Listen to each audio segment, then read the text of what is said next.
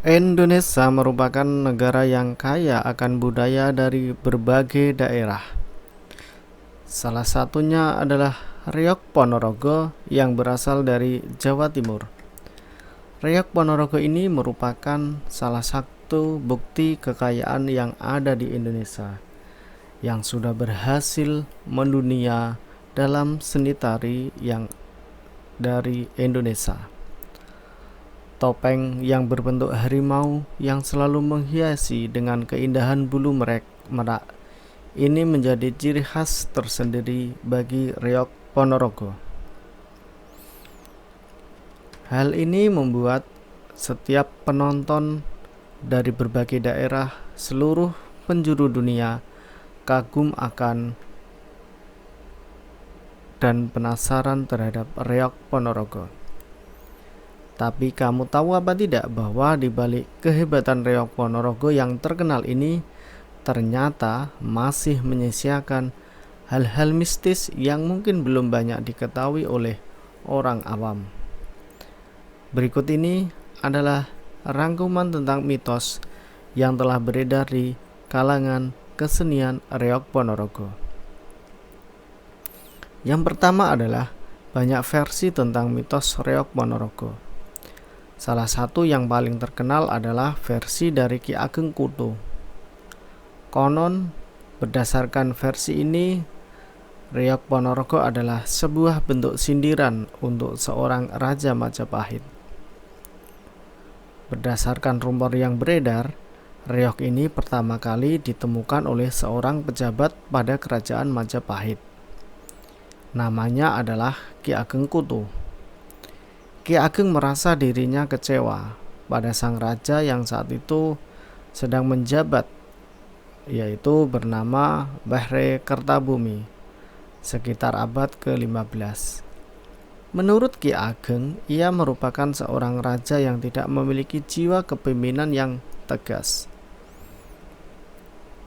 Kemudian Ki Ageng menyusun rencana untuk memberontak sang raja dengan mengajarkan ilmu kanuragan di padepokannya. Ternyata siasat Ki Ageng itu sudah diketahui oleh sang raja dan melarang hal tersebut. Ki Ageng tahu bahwa ia dan pasukannya tidak akan menang melawan sang raja. Kemudian Ki Ageng menciptakan reok dan warok sebagai sebuah kesenian berbentuk sindiran kepada raja. Meskipun hal ini sudah sempat dilarang oleh sang raja, tapi para prajurit Ki Ageng tetap mempelajarinya secara diam-diam, hingga kesenian tersebut menjadi populer di kalangan masyarakat. Dadak merak atau singa barong yang menjadi ikon utama pada reok ini selalu membuat kagum penontonnya. Topeng yang beratnya diperkirakan bisa lebih dari 50 kg ini adalah topeng terbesar dan terberat yang ada di dunia. Setiap orang yang akan bermain di balik topeng tersebut biasanya akan melakukan ritual khusus dan juga latihan yang rutin untuk bisa mengangkat topeng tersebut hanya dengan gigi. Ritual khusus yang dilakukan inilah yang sangat kental dengan aura mistis.